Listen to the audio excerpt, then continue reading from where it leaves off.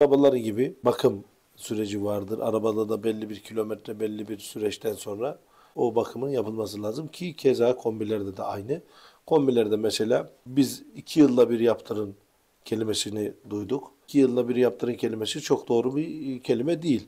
Çünkü çok kullanan bir yer var, az kullanan bir yer var. Adam 2 yılda mesela 3 aylık geliyor, 2 aylık geliyor. Çünkü çok bir Yani tüketim araçların yok kilometresi ya da iş makinelerinin saat çalışması gibi gibi biraz gibi sorunlar. ona dayanaraktan biz de genelde servislerin de beyan ettiği gibi Sayaç'taki tüketim bedeli yani hani tüketim dediğimiz 2000 metreküp bir tüketimden sonra bunu yaptırabilirler.